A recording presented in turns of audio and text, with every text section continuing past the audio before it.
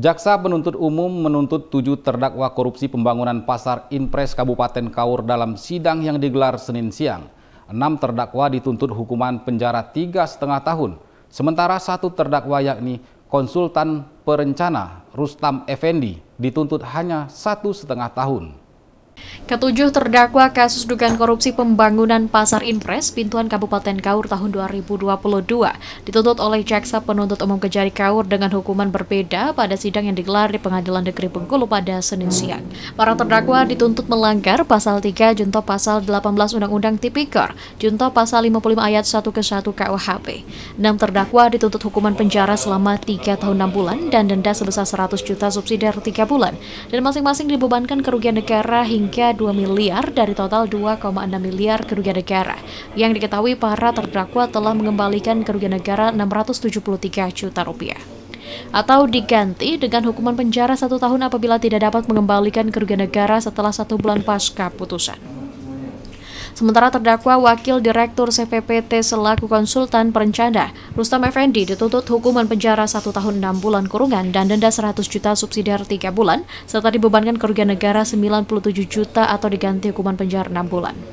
Hal yang meringankan terdakwa Rustam yang berbeda dari konsultan perencana karena dari dalam DPA-nya terpisah dari APBN sebesar 150 juta dengan kerugian negara 97 juta.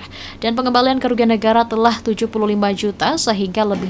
Berbeda yaitu dari konsultan perencana aja karena dari dalam DPA-nya atau DPA-nya terpisah dari APBD sebesar 150 juta rupiah dengan kerugian negara 97 juta rupiah dan pengembalian kerugian negara telah 75 juta rupiah. Untuk globalnya pasar Inpres kan dananya dari APBN 3 miliar, jadi terpisah antara perencanaan, pengawasan, serta pembangunan konstruksi fisik. Tuntutannya beda-beda hukumannya? Tuntutannya sama, 3 tahun 6 bulan, kecuali yang perencana aja, konsultan perencana. Dendanya Pak? Dendanya 100 juta rupiah masing-masing. Sama semua? Iya, untuk dendanya. Uang pengganti yang beda-beda. Uang pengganti. Jadi kan setiap terdakwa kami bebankan uang pengganti seperti halnya PPK kurang lebih 560 sekian juta, kemudian yang peminjam perusahaan 600 sekian juta, yang punya perusahaannya 444 juta rupiah, dan kepala dinasnya 200. Menanggapi tuntutan tersebut, terdakwa melalui penasihat hukum menyatakan akan mengajukan pledoi hingga sidang akan dilanjutkan pada 6 Februari mendatang dengan agenda pembacaan pledoi. Itu adalah hak mereka, ya. Daripada itu, hak kami juga akan melakukan pembelaan terhadap tuntutan itu. Kita tunggu saja nanti bagaimana pembelaan yang akan kami lakukan dalam pledoi, agenda pledoi. Salah satu poin pembelaan apa Bang itu Bang? Yang kita sampaikan. Nanti kita akan kritisi yang mana yang bisa kita kritisi kan gitu. Soal KM itu ya kan. Kemudian hal yang lain, pasti ada hal yang meringankan juga kan ada.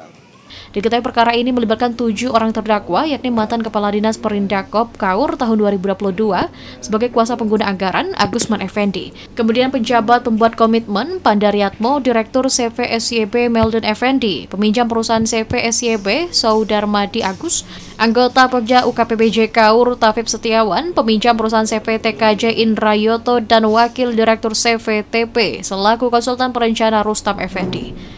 Proses lelang pun setiap konsultan menggunakan perusahaan pendamping. Dalam hal ini ditemukan adanya pengaturan tender dari proses perencanaan, pengawasan, dan proses pembangunan. Muhammad Angga, BETV melaporkan.